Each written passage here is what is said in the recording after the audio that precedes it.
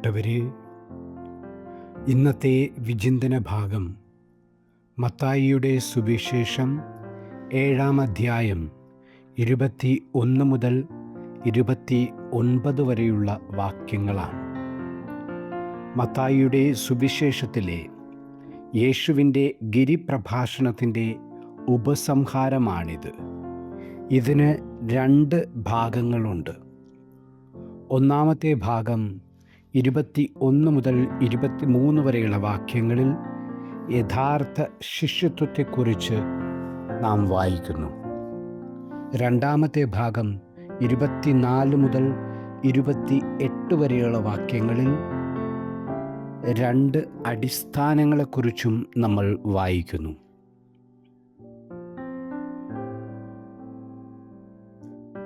ഇന്നത്തെ വചനത്തിന് തൊട്ടു മുമ്പുള്ള വചനഭാഗം 15 മുതൽ 20 വരെയുള്ള വാക്യങ്ങൾ വ്യാജ പ്രവാചകന്മാരെക്കുറിച്ച് പറയുമ്പോൾ, ഇന്നത്തെ വചനഭാഗത്തിലെ ആദ്യ ഭാഗം വ്യാജ ശിഷ്യന്മാരെക്കുറിച്ച് മുന്നറിയിപ്പ് നൽകുന്നു. യഥാർത്ഥ ശിഷ്യരാകുവാൻ നമ്മളെ ക്ഷണിക്കുകയും ചെയ്യുന്നതാണ് ഈ വചനഭാഗം. അധര വ്യായാമം കൊണ്ട് മാത്രം തൃപ്തിപ്പെടുന്നവരാണ് വ്യാജ ശിഷ്യന്മാർ. ഹൃദയം കൊണ്ട് അവർ യഥാർത്ഥ ശിഷ്യരല്ല. ഇങ്ങനെയുള്ളവരെക്കുറിച്ചുള്ള യേശയ്യായുടെ പ്രവചനം ഇവിടെ പ്രസക്തമാകുന്നു. അതിനാൽ നാഥൻ അരുൾ ചെയ്തു, ഈ ജനം അധരം കൊണ്ടെന്നെ സമീപിക്കുകയും തങ്ങളുടെ വാക്കുകൊണ്ടെന്നെ ബഹുമാനിക്കുകയും ചെയ്തു, എന്നാൽ ഇവരുടെ ഹൃദയം എന്നിൽ നിന്ന് അകലെയാണ്. എന്നോടുള്ള ഇവരുടെ ആദരം മനഃപ്പാഠമാക്കിയ മാനുഷിക നിയമമാണ്. ഒരു യഥാർത്ഥ ശിഷ്യനാകുവാൻ പ്രവചിക്കാനുള്ള കഴിവും പിശാചുക്കളെ ബഹിഷ്കരിക്കാനുള്ള കഴിവും അത്ഭുതങ്ങൾ ചെയ്യാനുള്ള കഴിവും മാത്രം പോരാ, മറിച്ച് വചനം അനുസരിക്കാനുള്ള ചങ്കൂറ്റം കൂടി ആവശ്യമാണ്. ദൈവത്തിൻ്റെ വചനമനുസരിച്ച് ജീവിതം ക്രമപ്പെടുത്താതെ സ്വന്തം ഇച്ഛയ്ക്കനുസരിച്ച് ദൈവത്തിൻ്റെ പേരിൽ ചിലതൊക്കെ ചെയ്തു കൂട്ടുന്നവരെ ഇന്നത്തെ സുവിശേഷം അനീതി പ്രവർത്തിക്കുന്നവർ എന്നാണ് വിളിക്കുന്നത്. അവർ മനുഷ്യരോട് അനീതി പ്രവർത്തിക്കുന്നു എന്നതിലുപരി ദൈവത്തോട് നീതിരഹിതമായി വർത്തിക്കുന്നു എന്നാണ് ഇവിടെ അർത്ഥമാക്കുന്നത്. അത് ഭയാനകവും കൂടുതൽ ഗൗരവമേറിയതുമാണ്. ദൈവത്തിൻ്റെ ചിന്തയിൽ വരാൻ പോലുമുള്ള യോഗ്യത അവർക്ക് നഷ്ടമാകും. അതുകൊണ്ടാണ് ഞാൻ നിങ്ങളെ ഒരിക്കലും അറിഞ്ഞിട്ടില്ല എന്ന് യേശു പറയുന്നത്.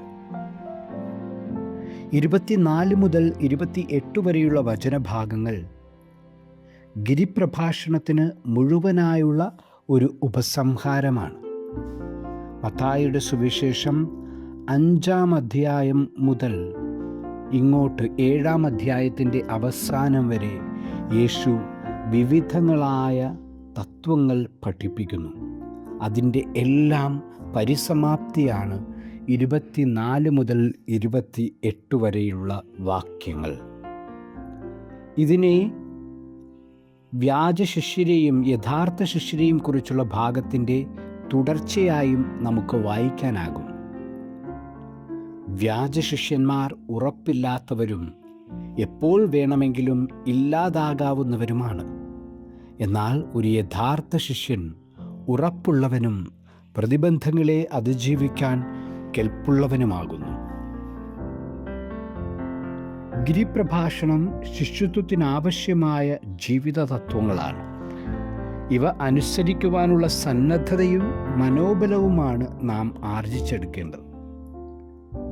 ദൈവരാജ്യത്തിലെ ശിഷ്യനാകുവാൻ ആഗ്രഹിക്കുന്നവർക്ക് മുമ്പിൽ യേശു നിരത്തുന്ന ഡിമാൻഡുകളാണ് ഗിരിപ്രഭാഷണം. ഇത് അനുസരിക്കുക എന്നത് പടിപ്പടിയായി ഭവനം പണിയുന്നത് പോലെയുള്ള ഒരു പ്രക്രിയയാണ്. ഈ പ്രക്രിയയിലൂടെയാണ് ഒരാൾ ഉറപ്പുള്ളവനായി മാറുന്നത്. ഈ വചനം ധ്യാനിക്കുമ്പോൾ നമ്മുടെ ശിഷ്യത്വം വ്യാജമാണോ യഥാർത്ഥമാണോ എന്ന ദുർഘടമായ ചോദ്യമാണ് നമുക്ക് മുമ്പിൽ. ഒപ്പം ശിഷ്യത്വം ആഗ്രഹിക്കുന്ന നമ്മുടെ ഭവന നിർമ്മാണം ഏതുവരെ എത്തി എന്ന ഒരു വിശകലനവും ഈ വചനഭാഗം ആവശ്യപ്പെടുന്നു.